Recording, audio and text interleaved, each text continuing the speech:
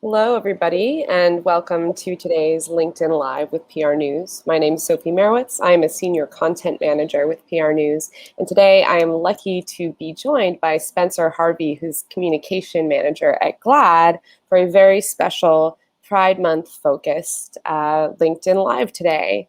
So let's jump in a little bit, Spencer. Before we kind of hopped on the line, we were talking about this fun pride washing problem where a lot of brands kind of really want to say something that speaks to LGBTQ acceptance, inclusion, visibility, and they just aren't authentic about it. So could you kind of speak about some of the more meaningful comms you've been working on and your thoughts about authenticity in that realm?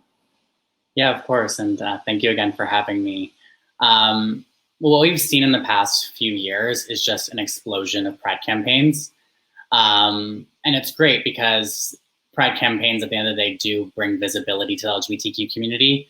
But as you mentioned, we are seeing a lot of people in our community kind of calling out inauthentic campaigns. And it's no longer enough to kind of just show your support and create a merch line.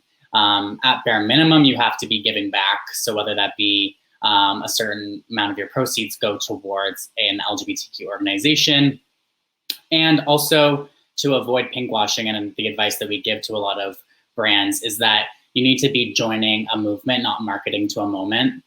And for us, that means talking about the issues affecting our community. And I think a lot of brands are starting to wake up to the fact that they can't just have LGBTQ inclusive campaigns during Pride and then act like we don't exist all year round.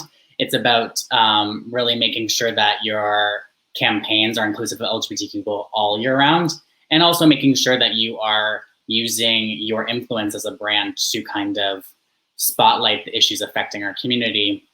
This year in particular has been a super tough year, specifically for the trans community. We've seen over 250 anti-LGBTQ bills in state legislatures across the country.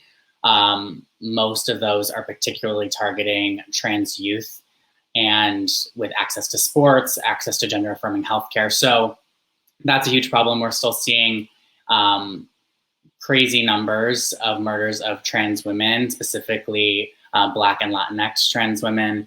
And it's an epidemic of violence that needs to be addressed. So when you're a brand, you need to be taking all of these things into account when you're marketing and when you're creating these types of LGBTQ inclusive campaigns, and making sure that you're doing the best you can as a brand to accelerate acceptance of our community and make sure that you're with us in the fight for equality. A couple of brands that we've worked with that I think are really great examples this Pride season are Kellogg's. We've worked with them before on a All Together cereal around our Spirit Day campaign, which happens in October. And then for the first time ever this year, they released a new cereal with us called Together with Pride. And what's really exciting about that is not only does that cereal reach the households of people across America, regardless of how they identify, where they're from, the box itself actually includes details about the importance of sharing pronouns as a way to be accepting of the trans and non-binary community. So it's an educational tool as well, which is really exciting. And it's a conversation starter that's going to change a lot of hearts and minds. We also worked really closely with Skittles on a new campaign that they just launched with their Pride Packs, and it's called QR Codes. So basically, they've worked with LGBTQ artists across the country to create murals in different cities that show different images of the LGBTQ community and send positive messages of acceptance. And then in the corner, there is a QR code, they've called it, that basically is a microsite, leads to a microsite with different information about the community and how to support specifically trans folks. And also there's different elements on the microsite that uplifts different artists within our community. So it's really being intentional about how you approach these campaigns and making sure that you are doing what you can as a brand, as an influential brand, to really accelerate this conversation forward about how we can be best inclusive of LGBTQ people in everyday life. Yeah, and I think it's really interesting the way that you partner with brands, because having a GLAAD voice or a GLAAD, sense of relevancy to a campaign is similar to kind of how if you were really trying to do an inclusive campaign focused toward Black audiences or towards Latinx audiences, you want a Black person, you want a person of color in the room helping you make the decisions, helping you work through the language of the campaign. And so could you tell me a little bit more about what it's like kind of inside that room working with brands and hashing out the details of these campaigns? Yeah, of course. We first always tell brands that if they want to come off authentic, that they have to make sure that they're looking internally first. So that's making sure that your HR policies are supportive of LGBTQ people, that you're hiring LGBTQ people and you're very intentional about it. And so we always kind of start there where you're like, if you want to come across as authentic as possible, you need to make sure that these things are in line. We actually just launched a new project with P&G called the Visibility Project, which actually is now kind of our structural framework for how we're going to work with brands to create LGBTQ inclusive ads and marketing tools. Because what we noticed was recent research came out that 1.8% of ads that are shown at Cannes Lion included LGBTQ people, but then recent Gallup research shows that 18% of Gen Z identifies LGBT. That doesn't even include the Q, and with the Q, it's even higher. And so there's a discrepancy in where we're headed and the reality of what our world looks like and how you want to include LGBTQ people. So for us, it's always making sure that your campaign does more, like we said, than just touch on or create a merch line that is geared towards bringing in LGBTQ dollars, because really that's what a lot of brands have been historically doing. We want to make sure there is some sort of educational component, or that you're bringing awareness in an intentional way. And a lot of times that comes naturally to brands with hiring LGBTQ talent that they can spotlight. And we also really want to make sure that these brands are including a diverse set of people from our community. So that includes trans and non-binary people, that includes LGBTQ people of color, that includes disabled people within our community. And I think that is something that we're still needing to see more of as we progress. From my experience, this explosion in Pride campaigns kind of happened around 2015 with same-sex marriage becoming legal in America. And at that time, you were kind of just seeing brands enter the conversation for the first time, and it was a lot of love wins, love is love. And even in the past 6 years, we've just seen the LGBTQ community react in a way that is basically sending a message that if you're going to depict our community in a stereotypical way, we are going to hold you accountable for that. And so for us, it's always making sure that we guide these brands in the most authentic way possible. So that is making sure that they're also giving back to LGBTQ creators. That's a huge component, that they really are just being as intentional as possible, and that we can work with them outside of Pride Month as well to make sure that they are helping the corporate space in America become as LGBTQ inclusive as possible all year round. That's awesome. Let's talk a little bit more about the Visibility Project. When I was looking at this partnership with P&G, I noticed that a lot of it's about driving that visibility volume up. So where kind of you were talking earlier about the regulatory hurdles, the legislation being passed, it's super easy to say, oh, well, you know, trans youth are just this tiny percentage, this tiny minority. And for, you know, a lot of the population to believe that because they're not seeing trans people represented in the media that they're consuming every day and in the ads. And so it's really interesting kind of to take that direction, not just in terms of, you know, the latest show on Netflix or latest show on HBO, which is also super important, but in terms of kind of brand messaging. So could you talk a little bit more about what those guidelines really look like and what some of the targets and the benchmarks are?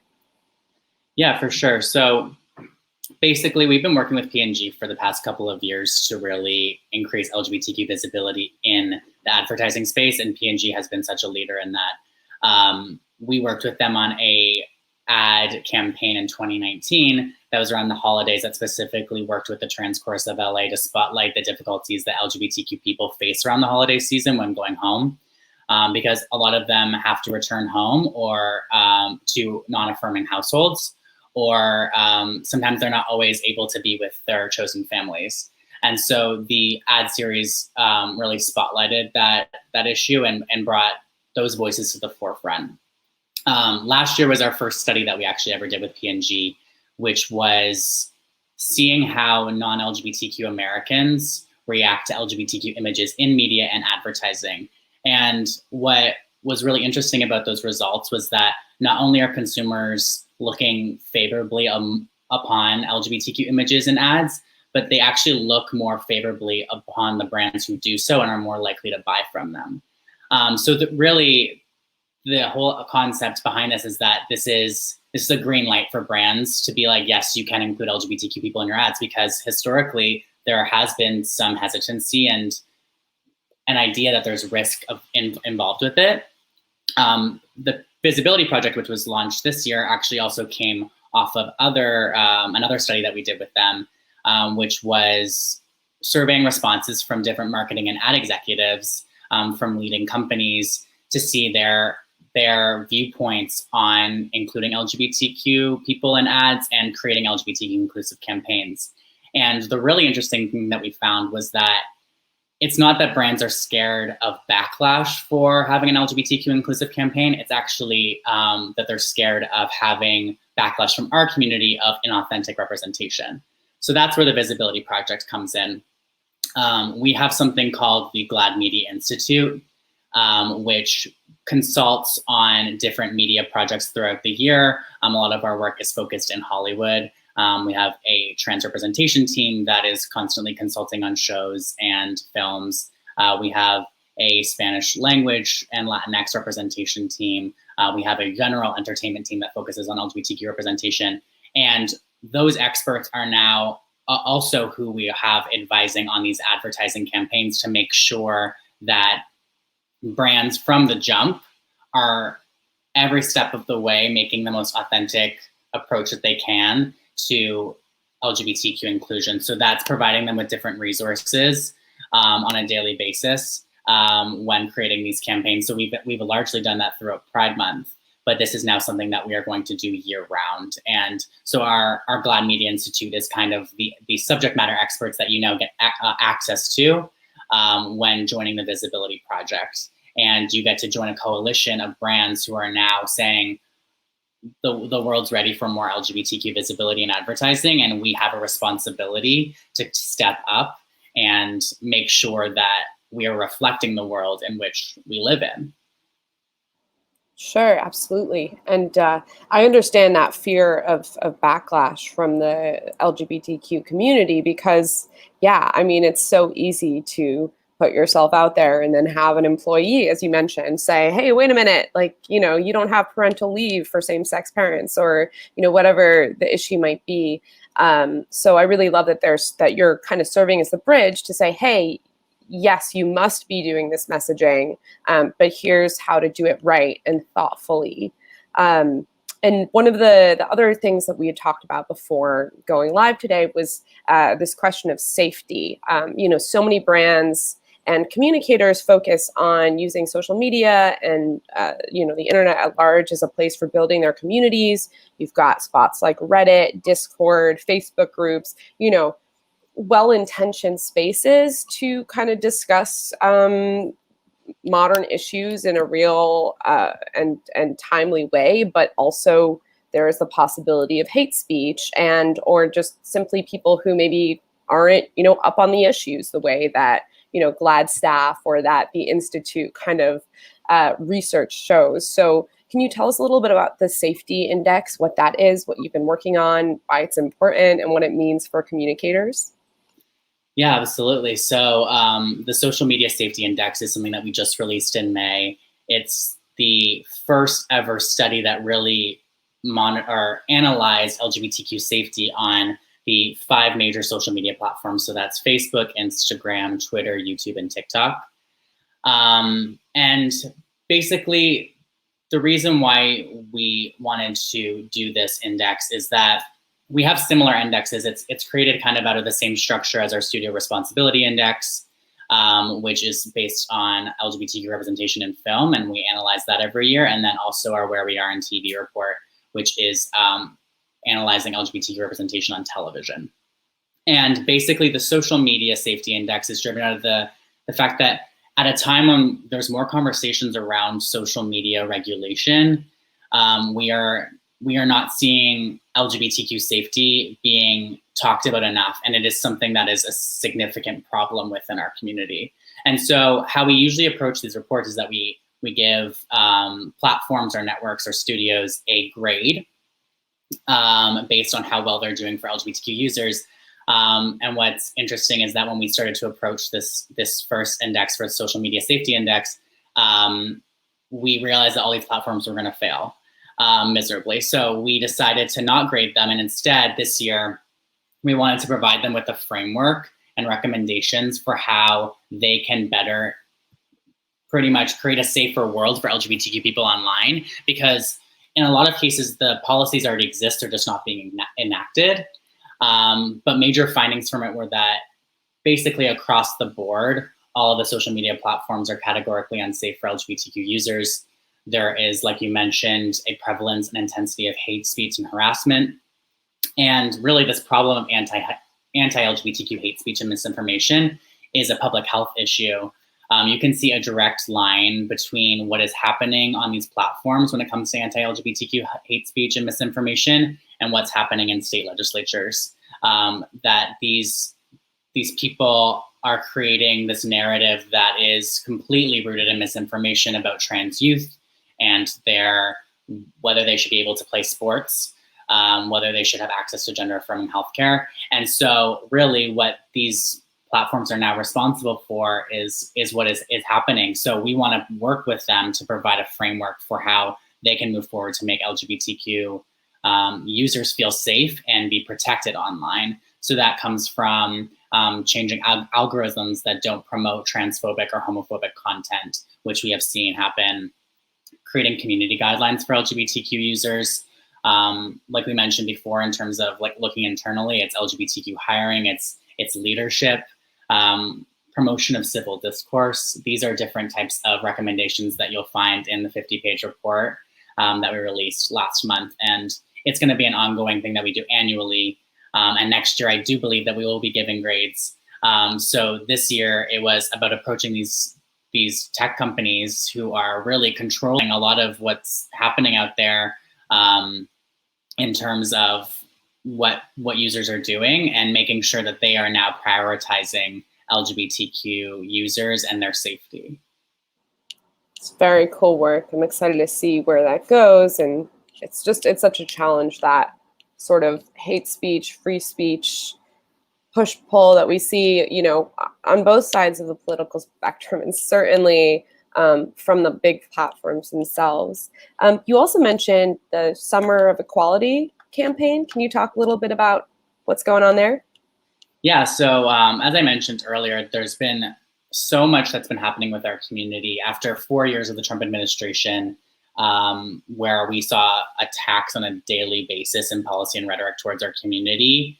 We're now under an administration where there's been pro-equality actions taken to protect and advance the equality of our community, which is great to see. But one of the big things that our community is now focused on is the passage of the Equality Act, which would provide comprehensive protections for our community in so many different areas of life, whether that be housing, education, and so on. And so it has passed the House, the bill has passed the House, but it's stalled in the Senate. And President Biden has said he would sign the bill if it passed through the Senate, but we're currently now at a space where we are trying to convince the majority of the Senate to pass this bill.